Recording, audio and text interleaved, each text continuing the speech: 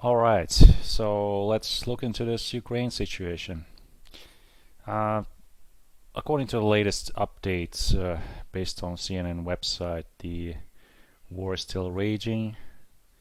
Here's what we need to know. Russian attacks on the key cities of Severodonetsk continue Thursday, while German Chancellor Olaf Scholz has warned that the war in Ukraine puts at risk the system of international cooperation that was forged after two world wars. So basically, there is a disruption, a clear disruption to the current world order, which the German Chancellor has underlined. And as we see, things are developing. Massive Russian offensive in the eastern Ukraine. So basically, Russia is pushing to claim more areas from the eastern side of Ukraine, namely Donetsk and Luhansk regions. A area called Severodonetsk has been underlined here, and if we look at the map, we can see that the areas that are under Russian control are still pretty much the same. They are the Crimea, which was occupied earlier years ago, and then we have the Kherson, Melitopol, Mariupol as a very hot zone over there, and we have the Luhansk zone. So basically, this inverted C-shaped eastern part of Ukraine, which also has strategic importance, because if you look closer in the map, you will see that all of this area, almost like considerable amount of the occupied area, is right next to the sea, basically the Black Sea, facing Black Sea, or the Sea of Azov. What that means is that Russia can have more strategic control of the seaports, the basically having their influence on the traffic coming in and coming out of the because the Black Sea offers kind of a link to other sea routes through through Bosphorus in Istanbul. So that's very important right there. But we can see that there's constant change coming, like happening right here. These are the assessed Russian advances in the lighter red, and we can see that the advances are happening mainly here near the Donetsk region and Kherson, close to Mykolaiv. Now, Henry Kissinger has come out and basically claimed that one way to kind of end this conflict would be appease Russia. Just like, well, there are some reference points to what happened with Germany in 1938. If you recall, Neville Chamberlain tried to appease Hitler, but we all know what happened of that, and Zelensky found it kind of difficult to even consider such a proposal. So we have the Davos conference going on in the same time, and we have German Chancellor taking his stand there, speaking loudly from the podium. And then Russia, of course, is responding economically. It's trying to prop up the ruble, which of course is very important.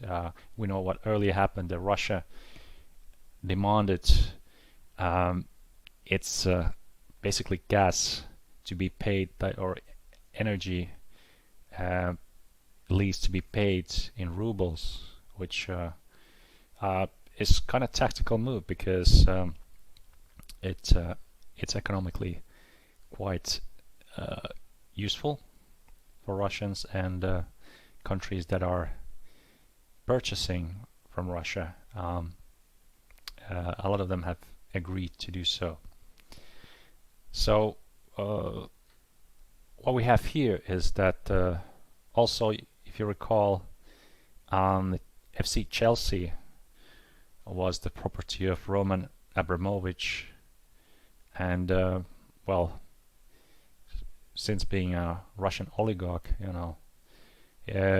things are changing for them, no matter where they are located. So, at the same time, we have the food crisis being escalated, international community being affected by rising food prices.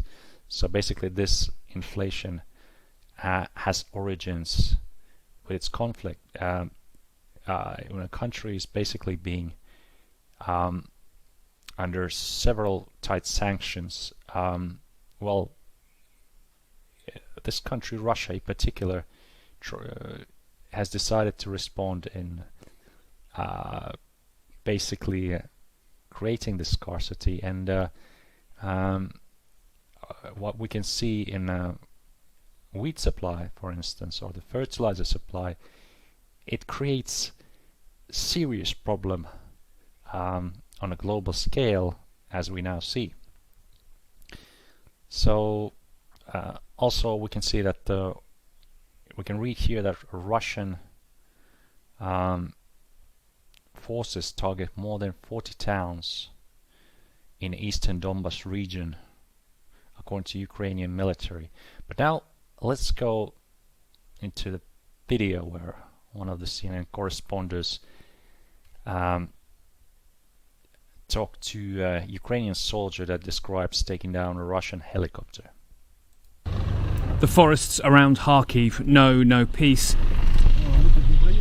We're just 15 minutes northeast from the city centre, and the Russians are on the other side of the hill.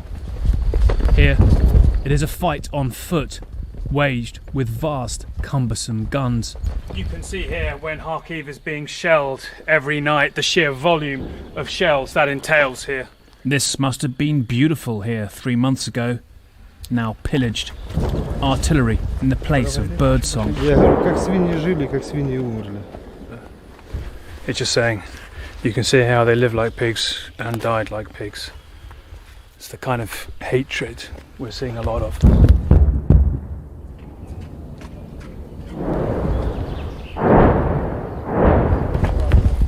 The back and forth of high explosive rattles in the pines. Like so much of the war, the battle for Kharkiv isn't over, it's just slightly out of sight, yet no less vicious or intense. In these kind of forests, it's extremely hard for them to know exactly what these noises are, whether it's them firing at the Russians 100 meters away, or the Russians firing back.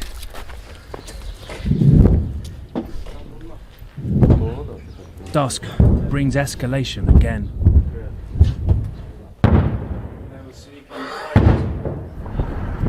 At all points north of Kharkiv that we saw over 3 days travelling, the same picture of Russian persistence.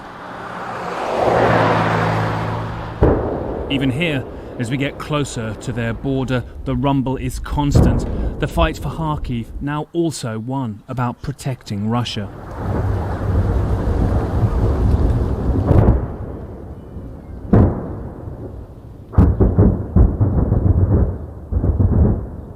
Yesterday and the day before yesterday, we were attacked by tanks, hard artillery, and helicopters. We hit one helicopter, and they afraid of us. You smile when you say they're afraid. Yes.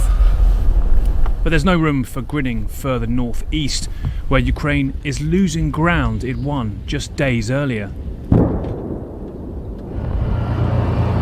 Russia has moved into the next town up, Rubizhne, in the hours before we arrive. The ruins fresh, still smouldering. And here, that means the constant bewildering shelling has new ominous significance. We don't know who's shelling, she says. Maybe here and there and that. It's terrifying. Not much has been spared here. Moscow hungry to cross the water and eager to punish. The bridge is blown, but it is across the river there that Russian forces amassed, shelling here constantly, and now sensing the possibility of taking parts of the neighbouring town, Rubizhne. The prospect of a long, exhausting battle of attrition and loathing haunting Ukraine's second city, even out here, where calm should flow free. Alright, and that's it for today's report. Thank you and have a good day.